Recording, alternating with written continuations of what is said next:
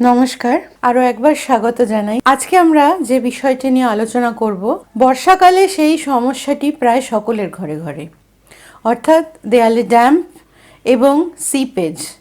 Damp অর্থাৎ দেয়াল, ceiling অথবা মেঝেতে ফাউন্ডেশন থেকে যে দেয়াল উঠে আসে বা একতলার মেঝেতে যে জিনিসটি দেখা যায় প্রায়ই, যে জল দেয়াল ভিজে রয়েছে এবং একটা স্যাঁতস্যাঁতে ভাব। বলা হয় যে ড্যাম্প খুব একটা স্বাস্থ্যকর নয়। তার বিশেষ কারণ হচ্ছে দেয়ালে বা মেঝেতে অনেকটা আর্দ্রতা ধরে রাখে যখন ড্যাম্প হয়। তো এই ড্যাম্প থেকে বাঁচার উপায় কি, সেটা আমরা আজকের ভিডিওতে আলোচনা করব। এর পরবর্তী 3টি ভিডিওতে আমরা আলোচনা করব যে সিপেজ কী কারণে হয় এবং তার কি সমাধান, এবং এটাও আলোচনা করব যে এই যে ধরনের সিপেজ বা ড্যাম্পের যে সমস্যা, এই সমস্যা যদি আপনি নিজেই সমাধান করতে চান বাড়িতে, তাহলে আপনার কি খরচা পড়বে, এবং আরও কিছু ইনফরমেশন তার পরবর্তী ভিডিওগুলোতে নিয়ে আসবো, যেগুলো আমি জানি আপনাদের অনেকটাই কাজে আসবে। যদি এই ধরনের কন্টেন্টে আপনার আগ্রহ থাকে তাহলে প্লিজ সাবস্ক্রাইব করে আমাদের সঙ্গে থাকুন, এবং আমাদের সঙ্গে যারা সাবস্ক্রাইব এখন করেছেন তাদেরকে ধন্যবাদ জানিয়ে আমি শুরু করছি। এই চ্যানেলে আমরা সিভিল ইঞ্জিনিয়ারিং এবং আর্কিটেকচার সংক্রান্ত, আপনার বাড়ির সংক্রান্ত যাবতীয় তথ্য এবং যাবতীয় সমস্যা ও তার সমাধান নিয়ে হাজির হব। প্রথমে আলোচনার যে বিষয় সেটা হচ্ছে ড্যাম্প। ড্যাম্প কত প্রকারের হয় এবং কী কারণে হয় সেটা একটু ছোট করে আমি আপনাদের ফার্স্টে বলবো।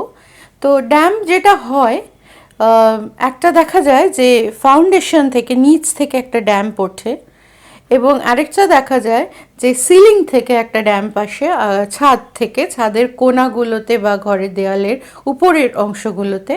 আরেকটা জিনিস দেখা যায় যে জানলার তলায় বা এমনি ঘরের দেয়ালেও কিন্তু ড্যাম্প প্রায়ই দেখা যায়। তো ড্যাম্প কেন হয়, কারণটা অনুসন্ধান করা সবার আগে প্রয়োজন।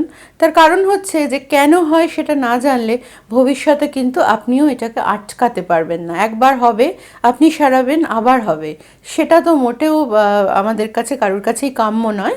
তাই জন্য আমি প্রথমেই বলি যে ড্যাম্প কেন হয়। সবথেকে যে গুরুত্বপূর্ণ কারণটা, যে দুটি কারণ, সে দুটি আমি সকলের শেষে বলবো। তার আগে ছোটোখাটো কারণগুলো আমি বলছি। যেটা হয় মেনলি ওয়ার্কম্যানশিপের জন্য, যখন ধরুন ইটের গাঁথনি তৈরি করা হয় তখন হয়তো কোথাও গ্যাপ থেকে যেতে পারে, বা ইট ভালো করে কিওরিং না, অর্থাৎ কিওরিং অর্থাৎ জল খাওয়ানো, সেটাও না হয়ে থাকতে পারে। তো কোনো গ্যাপ দিয়ে জল তার রাস্তা বার করে নিয়ে এসে ভেতরে ভেতরে ছড়িয়ে পড়ে এবং ইট এবং প্লাস্টারটাকে ভিজে রাখে। এটা যখন আমরা দেয়ালে দেখতে পাই, তার মূল কারণ হচ্ছে এইটা। সিলিংয়ে যখন আমরা দেখতে পাই যে ড্যাম্প ধরে আছে, তার কারণটা বুঝতে হবে যে ঢালাইয়ের সময় হয়তো কর্নারগুলোতে কাজ করতে, বা যখন ঢালাই হয়েছে সেই সময় সঠিকভাবে ভাইব্রেশন করা হয়নি, কোথাও পোর্স থেকে গেছে যেখান দিয়ে জল তার রাস্তা বার করে ঢুকে পড়েছে এবং দেয়ালকে অ্যাটাক করেছে এবং দেয়ালে একটা পার্মানেন্ট জায়গা করে নিয়েছে, দেয়ালটিকে ভিজিয়ে রেখে দিয়েছে। সবথেকে বড় কারণ যেটা একতলার ঘরে দেখা যায় সেটা হচ্ছে ফাউন্ডেশন থেকে, অর্থাৎ মাটির নিচ থেকে যখন গ্রাউন্ড ওয়াটার টেবিলে জলটা উঠে আসে। অনেক সময় দেখা যায় যে বর্ষা নেই, শুকনো, তবুও গ্রাউন্ড ফ্লোরে ভিজে ভাব রয়ে গেছে, মেঝেতে একটা সোদা ভাব, একটা স্যাঁতস্যাঁতে ভাব, দেয়াল ধরে ধরে ধরে ড্যাম্পগুলো উঠছে। এইটার যেটা কারণ, ফাউন্ডেশন এবং ইটের দেয়ালের মধ্যে ড্যাম্প প্রুফ কোর্স বলে যে কাজটি করানোর কথা, সেটা অধিকাংশ বাড়িতেই করানো হয় না, এবং যদি বা করানো হয় সঠিক পদ্ধতিতে করানো হয় না। এবার যারা নতুন বাড়ি করবেন বা বানাবেন ভাবছেন, তারা অবশ্যই ড্যাম্প প্রুফ কোর্স এটা করেই এগোবেন।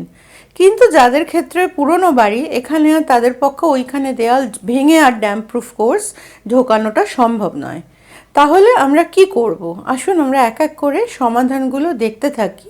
সমাধানগুলো মোটামুটি একই ধরনের, কিন্তু যদি সমস্যা অনেক বেশি হয়ে গিয়ে থাকে, অর্থাৎ ফ্লোর তুলে ফেলতে হয়, তাহলে সেই ক্ষেত্রে আপনাদেরকে আরেকটু বেশি এফর্ট দিয়ে কাজটা শেষ করতে হবে। জেনারেলি আমরা যেটা করব, কম ড্যাম্প দেখা যায় তখন আমরা কি করব, আমরা প্রথমে দেয়াল থেকে পেন্টটাকে উঠিয়ে ফেলবো, একটা স্ক্র্যাপার ইউজ করে পেন্টটাকে উঠিয়ে ফেলবো, এবং তারপরে একটা তারের ওয়্যার ব্রাশ দিয়ে, যেটাকে বলে ওয়্যার ব্রাশ অর্থাৎ তারের মোটা ব্রাশ দিয়ে আমরা দেয়াল থেকে প্লাস্টারের উপরে যে পেইন্টগুলো বা অন্যান্য পার্টিকেলসগুলো লেগে আছে সেগুলোকে আমরা ঘষে ঘষে ভালো করে তুলে ফেলবো।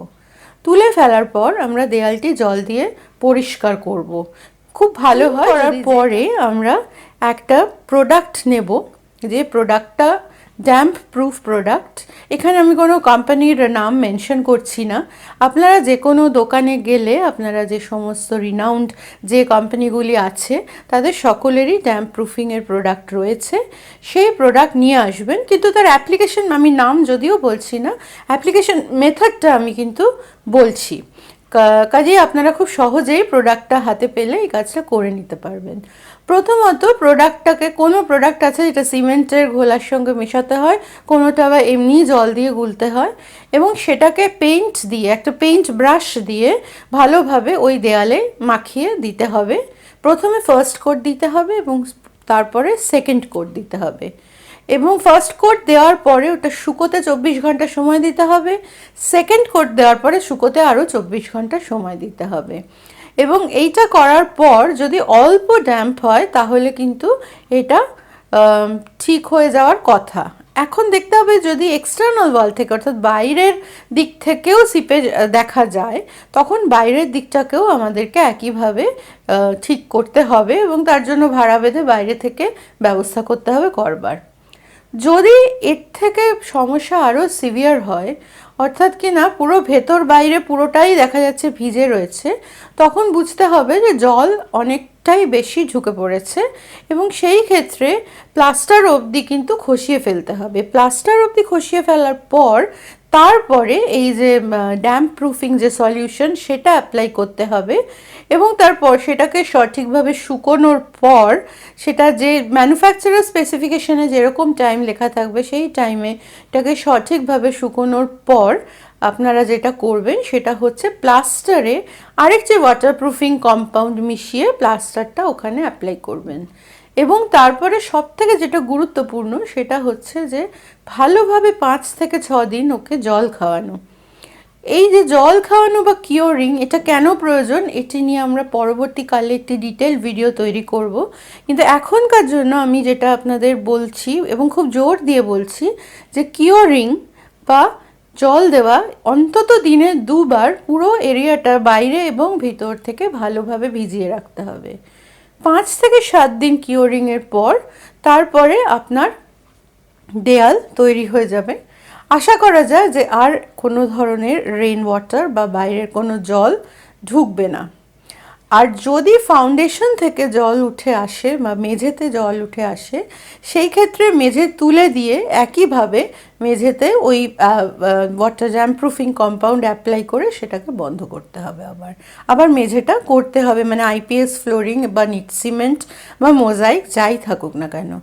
তো এইটাই হচ্ছে ইন আ নাটশেল আপনাদের নিয়ম। আশা করি এই যেভাবে আমি আপনাদের বোঝালাম সেই পদ্ধতিটা আপনাদের কাজে লাগবে। এর বাইরে যদি আপনাদের আরও কোনো ইনফরমেশন দরকার হয়, কিভাবে ইউজ করব, কি প্রোডাক্ট ইউজ করব, কোন প্রোডাক্ট ভালো, তাহলে আপনারা কমেন্ট সেকশনে কমেন্ট করে আমাকে জিজ্ঞেস করবেন। আমি অবশ্যই আপনাদের সকলের প্রশ্নের ইন্ডিভিজুয়ালি উত্তর দেওয়ার চেষ্টা করব।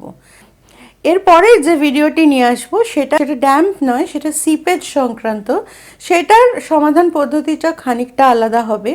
সিপেজ অর্থাৎ জল টপ করে যখন পড়ে তখন কি করতে হবে, ছাদ থেকে জল পড়ছে সেই ক্ষেত্রে কি করতে হবে সেটা নিয়ে আবার একটা আলাদা ভিডিও নিয়ে আমি কয়েকদিনের মধ্যেই আসছি। আপাতত এইটুকুই। অনেক ধন্যবাদ সঙ্গে থাকার জন্য। সকলে ভালো থাকবেন। নমস্কার।